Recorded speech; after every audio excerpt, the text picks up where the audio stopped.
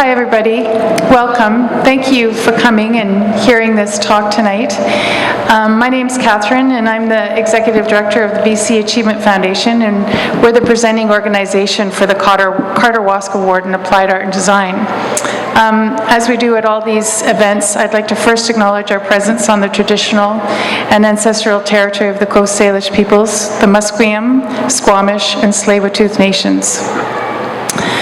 I'd also like to mention how happy we are at BC Achievement to be in partnership with the Roundhouse. This is the first time that we've been able to showcase our awardees' art for more than 3 hours, and we're delighted that we've been able to partner with the Roundhouse for 10 days. This is the latter half of our 10-day exhibit, and we're obviously showcasing the 2019 awardees of the Carter Wask program, and we're surrounded tonight by art from all over the province, applied art, sorry, and if you haven't had a chance to check out the exhibit, I encourage you to do so. I'd also like to mention and acknowledge the support of Dr. Joseph Wask, who continues to, through his philanthropy, support this program. Tonight, we're hosting a discussion on the intersection of applied art and design, functional art, and BC's creative economy. I'd like to, first of all, thank Sam Carter. Sam's part of our panel tonight, but he also is the curator of the 2018 showcase that we're enjoying this evening. I'm going to quickly introduce the panel. I've got right in front of me here is Judson Beaumont of Straight Line Designs. Judson's going to play the role of moderator this evening. I'm going to try. Yes, and Judson is a past awardee of the Carter Wask Award. He received his first award in 2009, and then 5 years later he was recognized as the 2014 Award of Distinction Laureate. Judson is widely known for creating whimsical, imaginative, and masterful furniture pieces. These one-of-a-kind interactive designs are produced in his custom design studio, Straight Line Designs. Judson has been a friend of BC Achievement for many years and has also served as a jury member for the 2018 program. That's right. Our second panel member is Renée Macdonald of Westerly Handmade Shoes. Renée is also a past awardee who received the 2015 Carter Wask. Renée started her own educational path to learn her craft, honing her skills and learning about shoe construction, design, and materials, working as a shoe retail associate, and finally as a shoe repairer. In 2018, Renée opened her one-woman shoemaking practice called Westerly Handmade Shoes, from which she designs and crafts her bespoke and beautifully orchestrated shoes. Thanks for joining us, Renée. And our third panelist, as I mentioned, is Sam Carter, curator of the exhibit and professor emeritus at Emily Carr. Sam is the program's 2017 Award of Distinction Laureate. He's a passionate advocate of applied art and design provincially, nationally, and globally. His creative influence and motivational passion have been seminal in shaping these awards that we're lucky enough to experience. And they shed a light on the remarkable accomplishments of those who work in the creative industries. We're fortunate to have Sam on the panel this evening. Thanks to each of you for your time and sharing your knowledge. We look forward to the conversation ahead. So Judson, yes. Over to you. Okay, well, I'm going to start with the first question. I want to give it to Sam first because he's mature and knows he's been around. What is your definition of applied art and design in the context of your work? Art and design in the I think what it is, there's three things that come out of my mind: art, design, and craft. And I call them the creative triangle. And the one that sort of seems to get the most attention in my experience here in Canada has been art.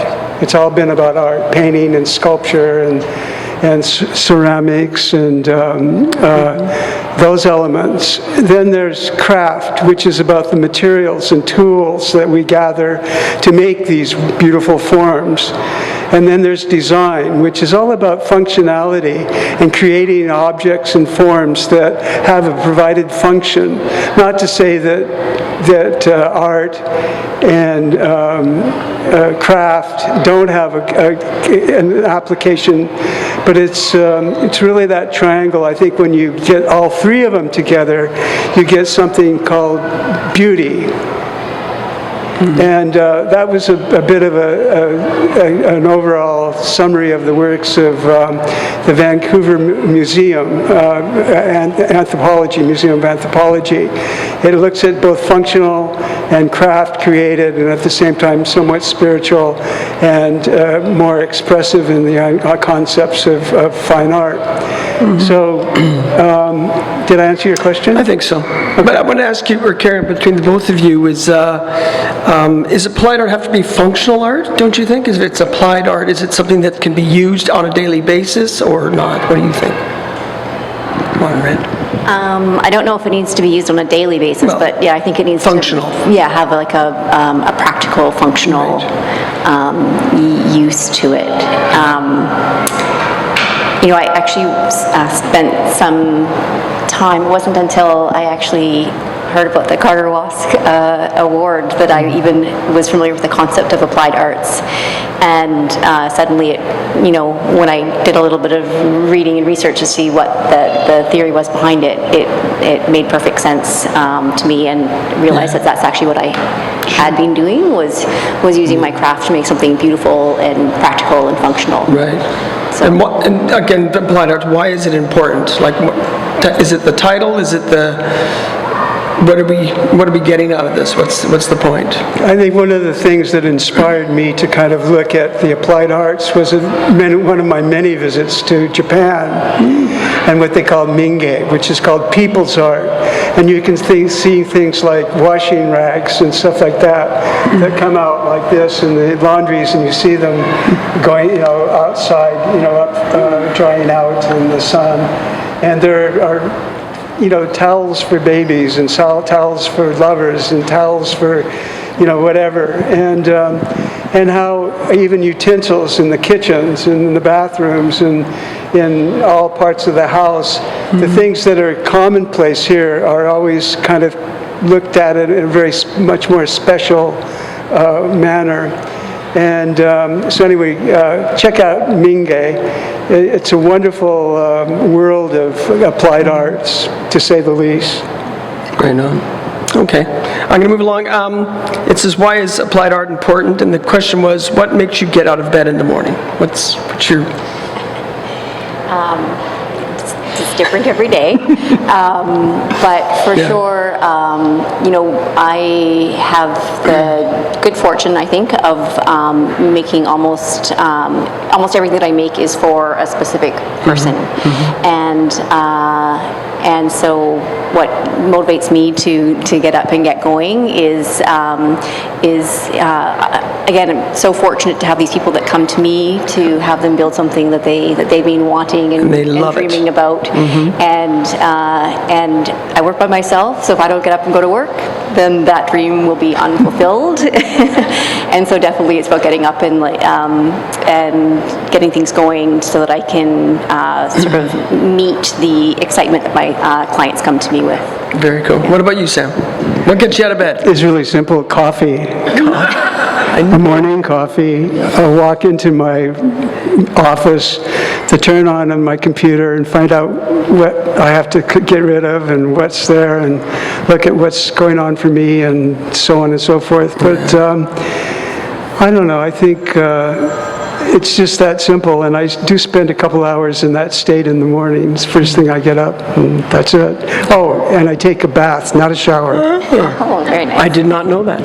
So leisurely. Well, for me, I'm a nut because I can't wait to go to work in the morning. I just absolutely, I'm nuts for it. I'm up at before my alarm clock at 5 a.m. I go for a quick run. I'm back down at my studio, and I'm drawing, and I'm sketching, and I'm planning the day, and my clients, what they're expecting. And then my staff come in, and then I have to get them all set up. So I love that from 6 till 7:30, where I have time by myself to be creative, and I just love it. I mean, that's just, I can't stop. It's been like that for over 30 years now. I've been like that. So anyways, that's my thing. I got a question now. With the research of the makers movement in Vancouver, a more competitive place due to the creative economy? Like, is it more, what do you think, Sam, on that? Well, the whole concept of creative economy, I think back in the 70s and the 80s, that have people looking at the whole issue of the rain, the fire, the elements, and how, for example, when we go into factories or we go into coffee shops or we go into these places that create things, I always like the idea of local materials, local knowledge, local taste, local senses of humor, whatever it is that define our cultures, and really celebrate them. And then I don't know, I think that's, when I think of creative culture, I think of looking at what surrounds you and making something even more magical about its growth or its harvesting. Let's put it that way. Okay, I'm going to go back to you, but it's sort of that question, how does your practice and the importance of 1000 Parker Maker Studios fit into with competition?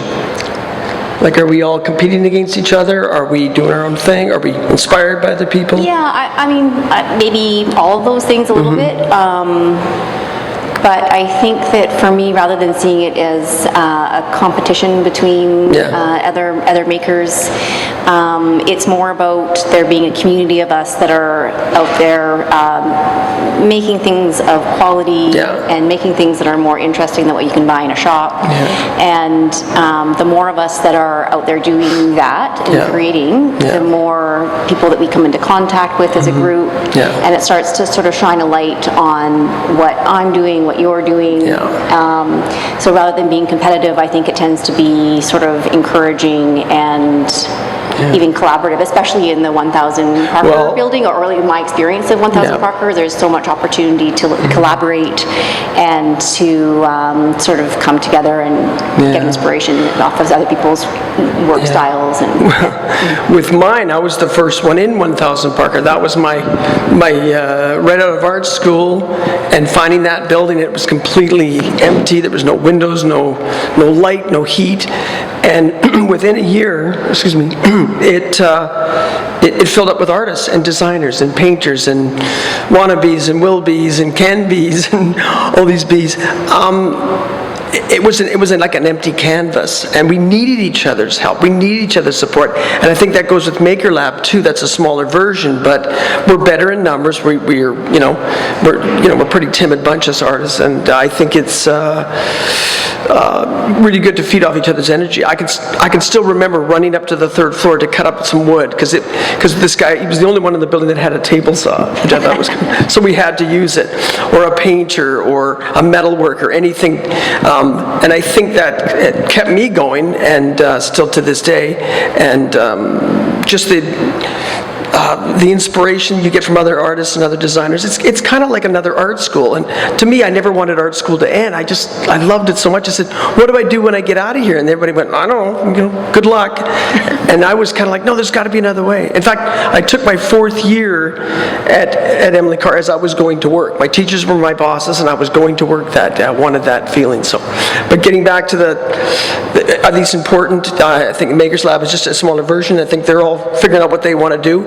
And definitely 1000 Parker Street's been a huge success for, I think, everybody in there. And just to be in that building is a pretty cool thing. I think that's important. So, yeah, that's cool. Absolutely. I visited 1000 Parker before I started making shoes, or before I even had a plan to start making shoes, and was already keen to find some reason to be in there. Exactly. So the building kind of, the energy in there sort of creates an inspiration sort of in and of itself. Cool. So here's a question. What is the role of applied arts and designs in our time? Did I say that one? No, that's a new one. What do you think? I mean, is it different now than it was 20, 30? I think it's the same. I think it's the same energy, and, the role hasn't changed, I don't think, for me anyways. It just seems to be, we're there, we're working, we help each other out, I think one thing about the Carter Wask projects is that they show people doing I met a wonderful woman, Margaret Mead, who was an anthropologist who I met when I was 18. I picked her up from the airport to go to the Students for United Nations, whatever. And she had a talking stick, and she was an amazing woman. And the other person that I see in my life when I think of being taught was Buckminster Fuller and his geodesic dope. The one thing that really attracted me to Canada was the Expo 67 in Montreal. I was invited to come to Canada through the Smithsonian Institute. I received what they call an occupational deferment, and I was very strongly anti-war, and got this wonderful job of being senior designer at a place called the Ontario Science Centre in Toronto. And so they would send about 5 or 6 of us up to Expo 67 and take notes. We kind of joked, they said we were spies from Ontario learning on what we're going to do to develop interactive exhibitions and opportunities for students and educators and just our culture in general.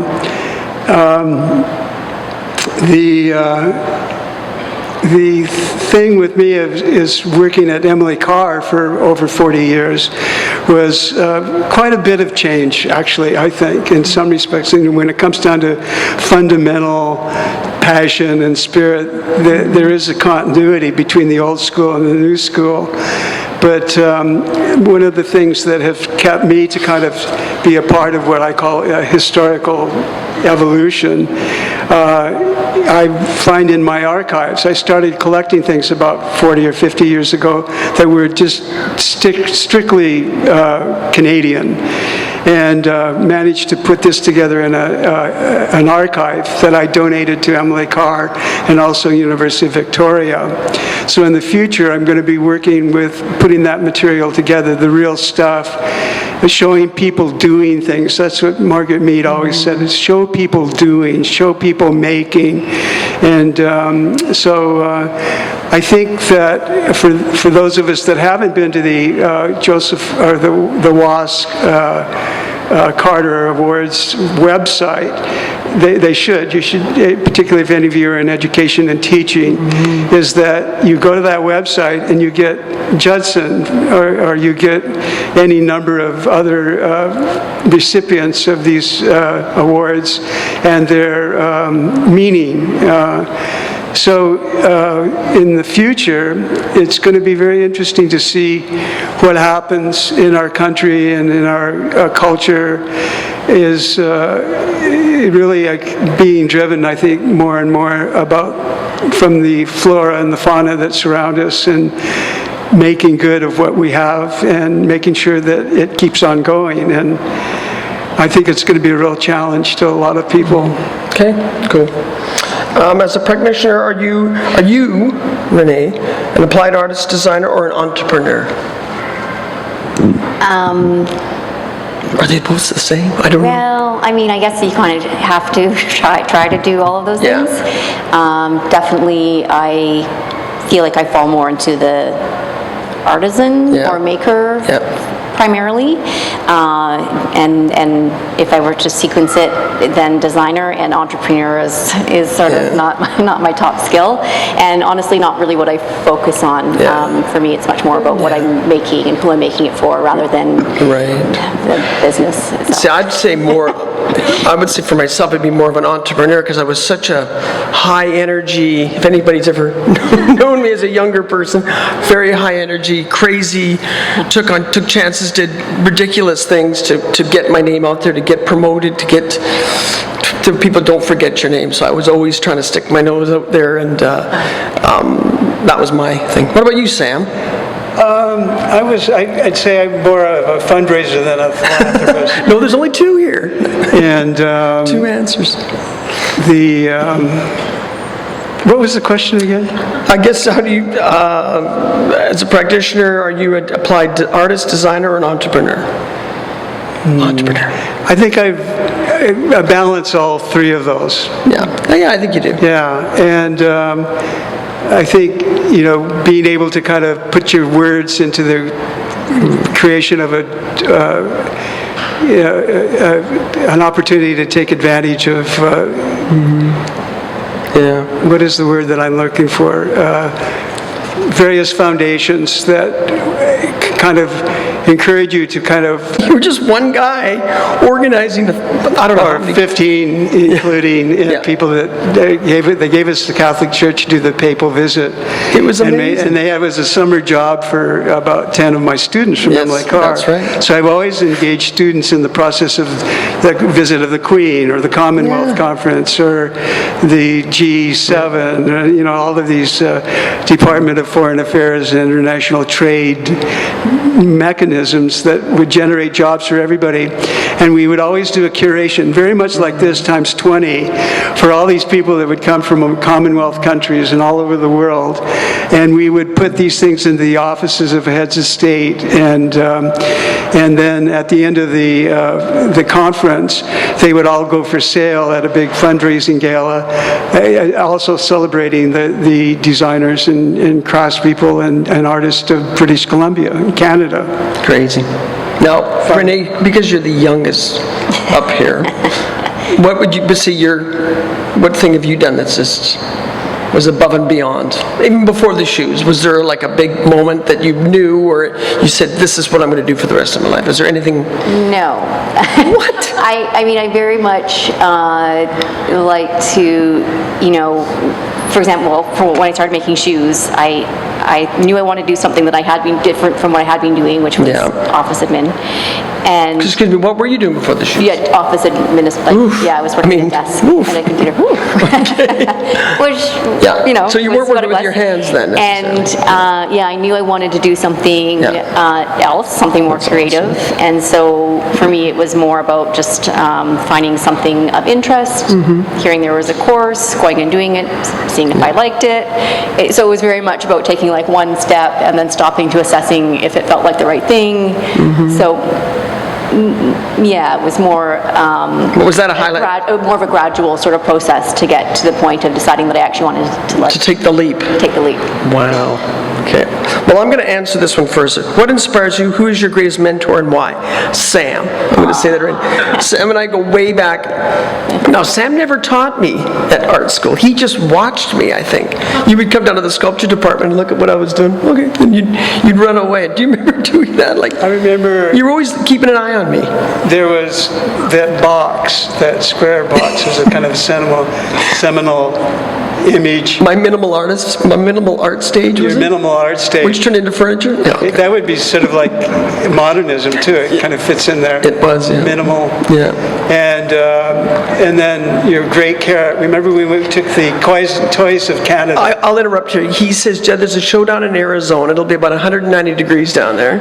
He says, whip something up for the show, and the first thing, I'll make a big cactus, and it'll be a piece of furniture. But then I went, no, that's not right.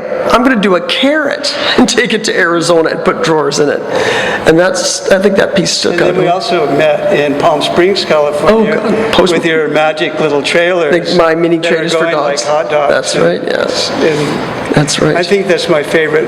I don't know how many you've made, hundreds of them. No, not hundreds. Not hundreds? How many? Maybe 50, 55. Really? So tell us about that. What's generated that? Really quick question. My daughter, we gave our daughter a dog when she was 10 years old, and the first thing she says is, he needs a dog house. I said, I don't want to make a dog house like Snoopy with the square box, and you got to cut the grass. And I thought, if I put it on wheels, that'll be it. So I was looking at the old Airstreams and the old Shastas, the old, the 50s and 40s, 50s and 60s on these wonderful shapes. So I was more interested in the shape of these dog houses. But I think Paris Hilton has one of them, if that means anything to anybody, but not much. But they were fun, and it put a smile on your face. Like most of my stuff, I want people to look at it and then big smile, and then I know I've done my job. But anyways, getting back to mentorship, who's your mentor? I don't have one mentor. I mean, I think Yeah, I draw on the people around me in different ways. There's no one. Yeah. It's a bunch of people and a kind Like of I'm a in the top community of 50 people. or something? You're in the top somewhere. Somewhere. Okay.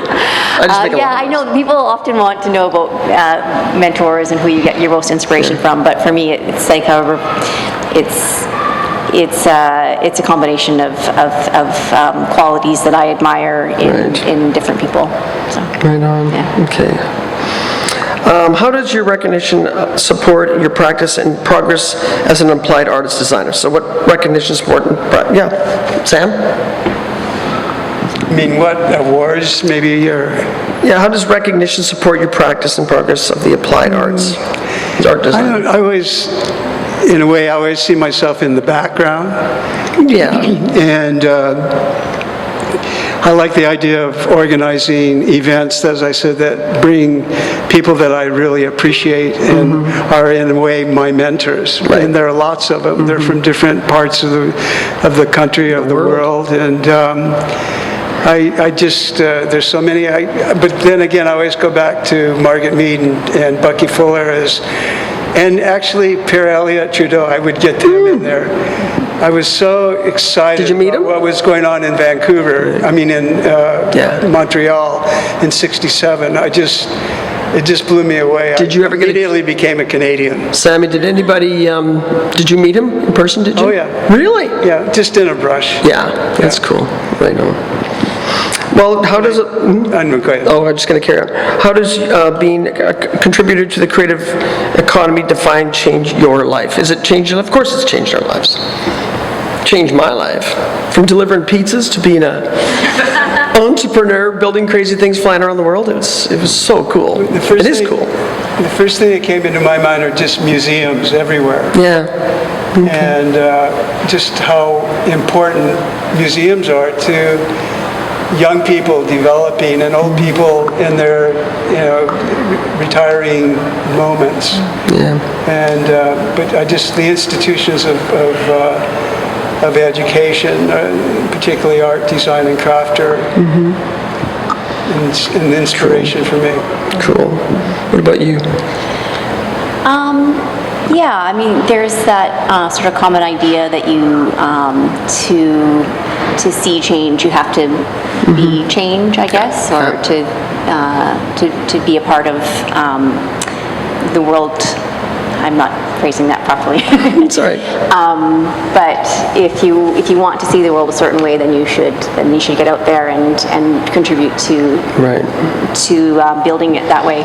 And I really do see that making things with care and quality is one of the things that we need to do to change the world in a positive way.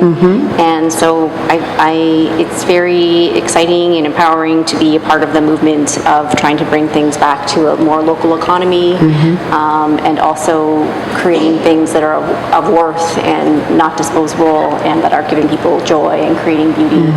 It's very exciting for me to be a part of that. Yeah, Part of the club. Yeah. Okay, I think there's one more question. I think we're good with that. We can open it up to questions, but what does the future hold for you, Sam, first? And what is your dream for the next generation who work in the creative economy? They got to get to work. Yeah, working is like you getting up in the morning and getting in your job. Well, the next part of the day is just constantly immersed in color and form and the basic elements of art, design, and craft. One question I thought too was, does it bother you when you're copied? And I just say no, I just keep moving. I don't know how it applies with you with the amazing shoes, but with me, when I see my stuff, someone's copied it or whatever, I question it. It's not, as long as it's not better made than I did it, but that's a good thing. But I just keep moving on, and I tell young people that you're going to have ups and downs and this and that, and success and failures, and you just got to learn from it and just keep moving ahead. Don't worry about that. So that would be my question to that question. But what about you? What I would like to see for the... Or if somebody's, I hope that it continues to move in a similar manner than what I've seen. You know, I haven't been around in the applied arts world for as long as either one of you. You know, in the last 10, 12 years is kind of like my span of awareness of it.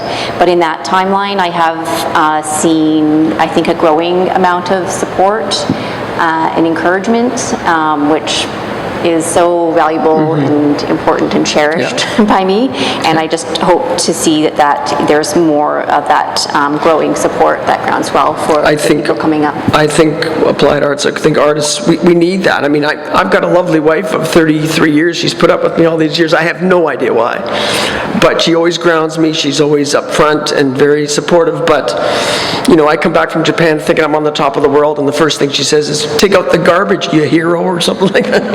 Superstar. So she really keeps me level-headed that way, and I think behind all the craziness that I do, she's always there for me, and I think that's, a partner is the best. If you got one, hang on.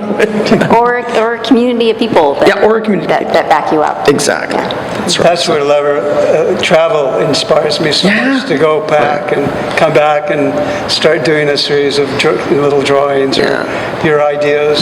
Well, you refuel the engine, you get all energized, and then you just go for it. So that's what I like, hanging out with you and working with you. Do we have any questions? There's got to be one for me. Anybody?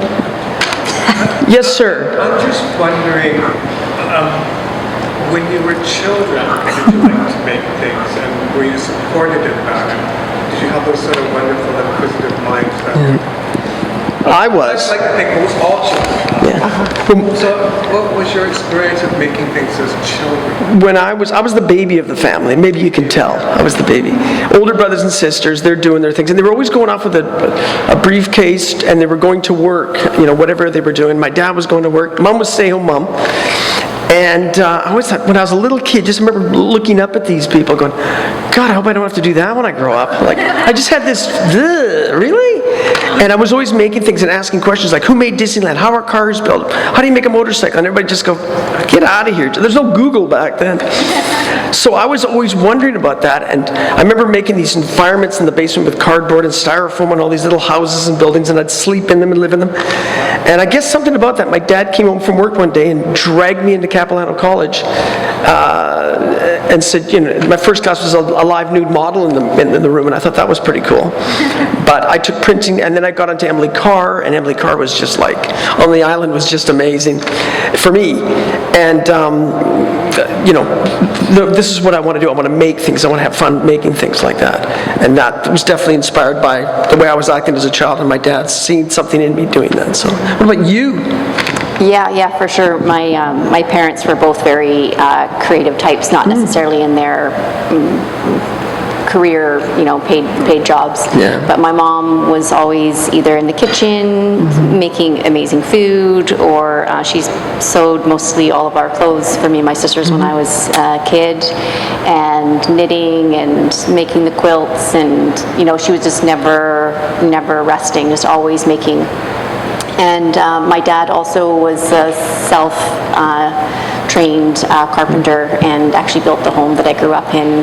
And that was all on his off hours of work as a bus driver. So he was, you know, between my mom's sewing room and my dad's workshop, you know, I was always up to my elbows in like threads and cloths. And, now, were you the baby of the family? I also was the baby. Okay, how many are babies of the family here? Okay. Right, okay. Well, Sam too? Yeah. So I don't know, maybe there's part of that. I don't know if you also had creative parents, but that following your parents around when all your older siblings are off and gone to school, and that's you're just kind of like, what are mom and dad doing? Yeah.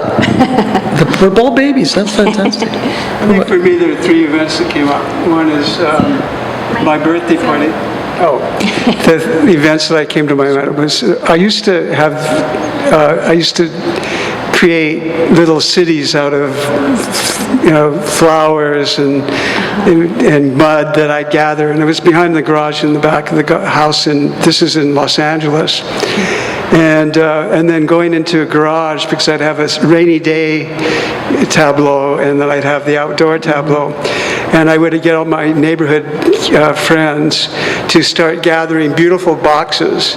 And we created a kind of like a grocery store made up of all these beautiful boxes, and we would open them, and we'd clean them, and very much like my archives is today.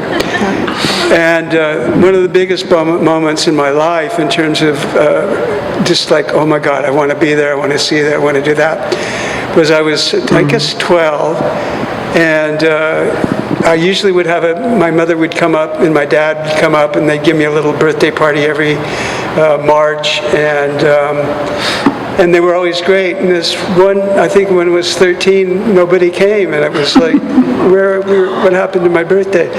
And my neighbor, who had a Cessna, lived around a place called Lakewood, California, brought his son and me and another friend, and we flew over Disneyland.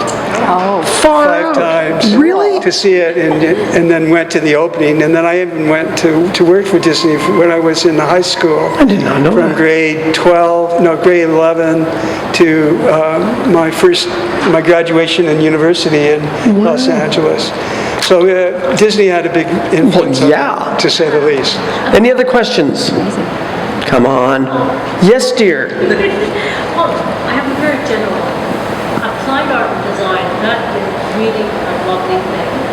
And I want to know, in your opinion, where is this going in the next 10 or 20 years? In what shape? The strong will survive. Okay, right. No, Yeah, but I was rather influenced by mid-century modern. I love that. Yeah. But I want to know, like, where is it going? And can we have a minister for it? right. Yes. Well, I'm going to say one thing. I'm going to say one thing about that. The way it's going now is everybody's touching a piece of glass and dreaming up ideas on a piece of glass. I say, put the glass down and grab a piece of wood, a piece of leather, a piece of steel, a piece of whatever, and start. I think we need that. We're losing that hand-on. We're making pretty pictures, but we're not doing anything with them. And we're not. You've got to feel when you're building something. It's stages of ups and downs. It's not working. It's going to work. It's fantastic. It's horrible. All those things. And we're getting away from that. Everybody that I talk to, young people, they want it to be perfect right away. They're expecting perfection. From where they're getting this from, I have no idea. But it doesn't work that way, and I don't think it ever will. I hope it never. We just hit a button and it pops out of a refrigerator or something. I don't know, but I'm old school, and I think we got to keep that. Just get a young person to sand a piece of wood for more than 3 minutes. They're in shock. They go, that hurts. That's part of it, So It's sad too, because you go into the computer now and you put in the word design. Yeah. You go into the computer and you get the word design. Yeah. And that's it. It's all about the computer. It's see nothing to us. do with anything to do with what we wear, what we taste, and it's getting to be a big problem, I think. Yeah. Is this what you were mentioning earlier about wanting to sort of access people, teachers and education to try to get to the students so is that Young part of it? people. Teachers. Yeah. To get away from those damn computers. Yeah. And I'm a victim of it too. I cut my computer time out. No, the computer, I'm not knocking an iPad or all those, whatever they're called, but I do say, but they're just a thing, like you need a table saw. A table saw goes around and cuts wood. That's its job. And then a jigsaw does a certain thing, and leather and sewing and stitch, all those things, or putting a giant BC Place event together. Whatever it is, you got to do it. It's not going to be found on that piece of glass, no matter how People hard you make try. that stuff. Yeah. And that's what it should be. I don't think it can't change. It has to be part of it. And there'll be laser beams and things that, I don't know what the CNC, we're using all those things right now, but they don't affect the way I design. They don't make me a better designer. No, it's hard work and slivers, stuff like that. Next question. I have a question. Renee, this is probably more directed to you. You had a different line of work before you went to shoemaking, and you said you started off by thinking you wanted to do something creative, then you took the next step of taking a class. How did you know this was going to be a career as opposed to a hobby? How did I know it was going to be a career instead of a hobby? I was just determined to make it that way. I just really was willing to take the leap. Take a chance, It's an intimidating thing to start. And, well, also, maybe it's of interest, when I decided to take up shoemaking, to learn shoemaking, I actually thought that I was going into a trade. I was getting a trade under my belt. But that's not really how it's being received, which is why it was so interesting when I heard about the Carter Wask award for applied art and design. It was like I didn't really realize that I fit into that, because I thought I was getting a trade and I was going to be a shoemaker, and that was... And that's it. But what was quite interesting to me is that, maybe this is a bit of a tangent, but people really, really, really wanted to make it, but the making was really was what I was going for. And so now it's, you can call me whatever. What do you want to be called? I get caught under any umbrella. Well, it's interesting, when I meet a tradesperson, they see me as a tradesperson. When I meet an artist, they see me as an artist. Right. And I'm okay with both of those things, but applied art, exactly. Right. But how did I know it was going to be a career? I just real determination. I just knew I had been doing one thing that I was not enjoying. I did not want to do that for the rest of my life, and so I just set off to down this path. Well, and here I am. Thank you. My problem was, because I made wavy furniture, it was automatically assumed I was a children's furniture designer. And I'm not I'm the children in all of us designer or something. I don't know what that can. But you just do a little wave in it, and automatically you're Beauty and the Beast, you're Dr. Seuss, you're Alice in Wonderland, and I'm like, it was none of those things. It was just things that I wanted to be different. I wanted to stand out. And I just thought, I got labeled, and to this day, I'm like, oh, you're that little children's furniture designer boy. Like, no, it's... You did the whole library at Yale University? We did children's hospital, but then when I did find out, well, if you're going to call me a children's furniture designer, that's cool.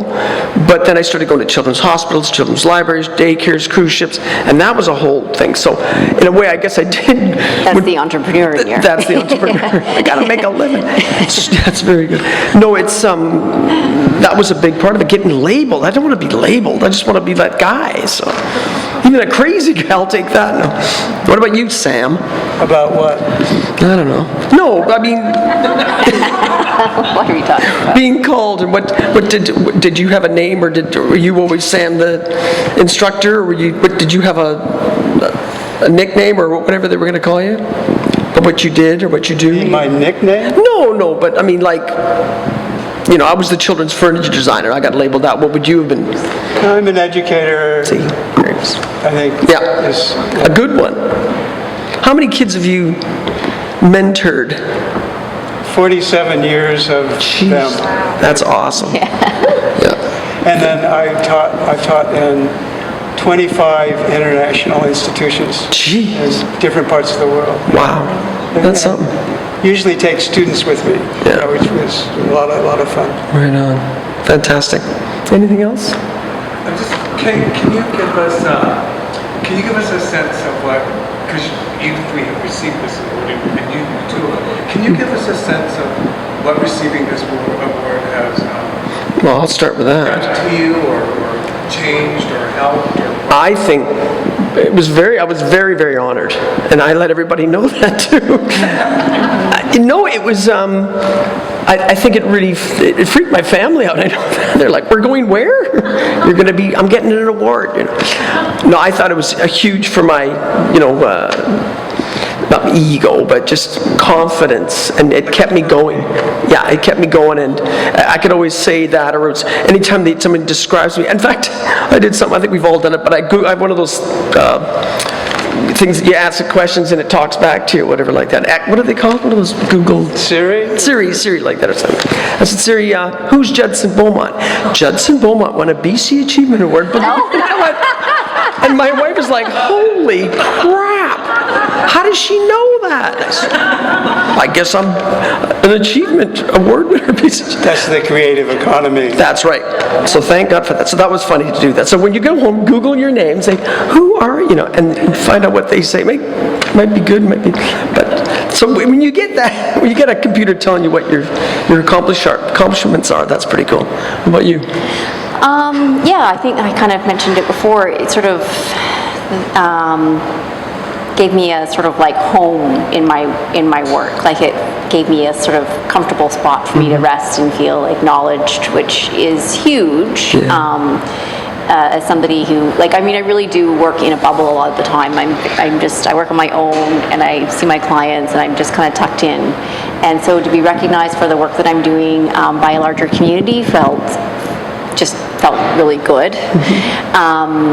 And also just the recognition publicly, is a wonderful thing. Almost all of my clients are by referral and word of mouth, and so to have that in your resume. It was and is huge, and something I'm very proud of.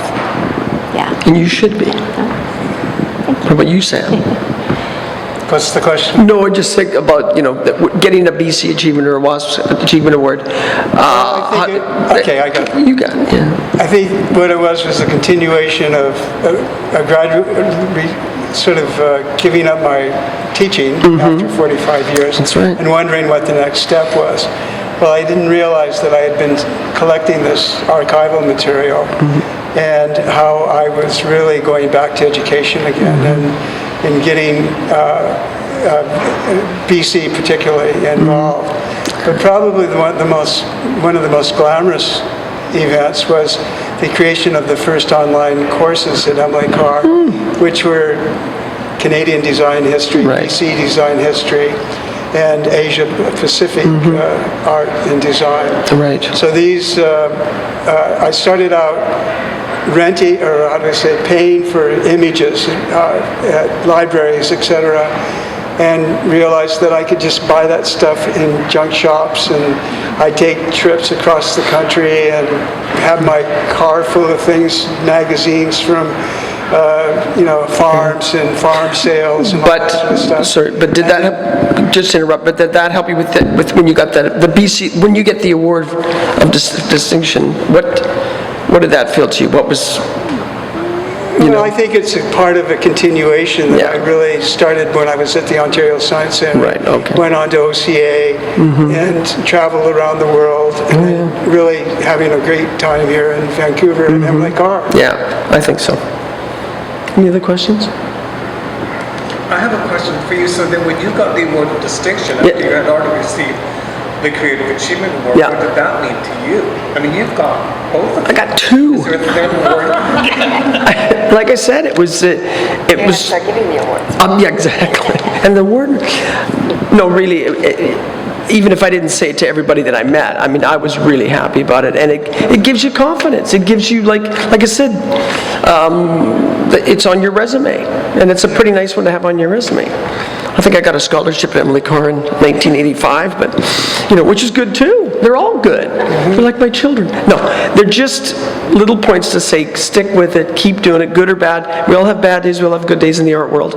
And you just don't stop. You can't stop, and the awards are just like icing on the cake. It's a little extra thing that makes us special. Yes, dear.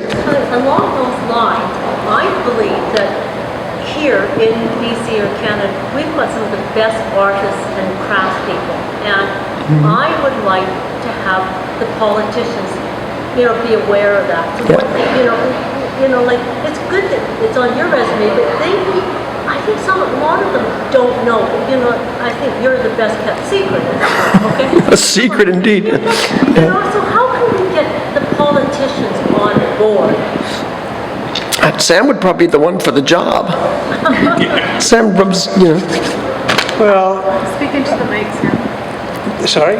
Oh, there's just so much that is there for people to discover, and there's really very few obstacles that are in anyone's way in this country. I just, even to that day, I think, growing up in Los Angeles and coming here, and it's like day and night, and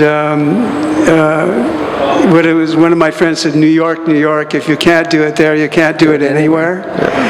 And I think Vancouver is a lot like that, and Canada certainly.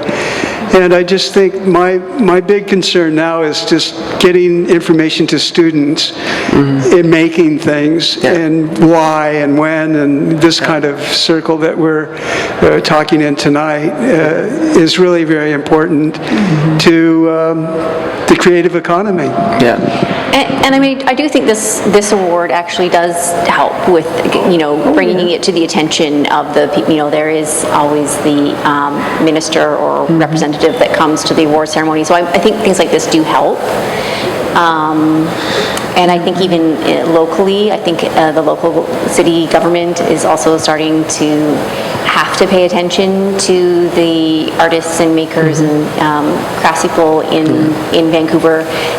Ironically, I think because of the property, the market sort of crises that we're in, people are so desperate for workspaces that the government, local government is starting to have to pay attention, and they are starting to respond.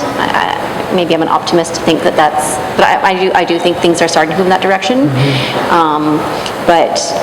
Yeah, I mean, it requires the artist community to be loud, and then for things like this, I do think it does make a contribution to bringing it more to the foreground, like the attention of the politicians. But of course, politicians are always changing, so you have to always be refreshing bringing it back to them. Yeah. What I'm finding, I guess because I'm getting older, is a lot of young people are calling me up and wanting to talk to me, saying, can I buy a cup of coffee? Can I bring you a coffee? And we'll sit down and just talk about, they want to tell me what they want to do, and I can say, yeah, do this or don't do that, or I'd try that. And I like doing that, and I'm going to do more of that. On Saturdays, I'm even having people come in just to hang out if they want to and ask me questions. So I love sharing. I love sharing information. I'm not hiding it. Well, I'm not going to tell them my secrets. I remember people used to say when I started my business, they're just going to steal your ideas. I was like, no, they're not. They know how hard they are to make. They're not going to steal them. So I don't worry about sharing and the work that Sam does. Like, that's why Sam's my mentor, because you've done so much for young people and through school and giving them, hiring them to do different projects and stuff all over the world. I mean, it's pretty cool. So that's a big part of it. So I think you've got to give back, and you've got to keep working, just keep looking forward and have fun, because it is fun. We get to go and play all day. And then about art school, I mean, how crazy is that? 4 years of your life you got to play. I mean, I think everyone should have to take an art class, everybody, regardless, and understand a little bit more about what artists do.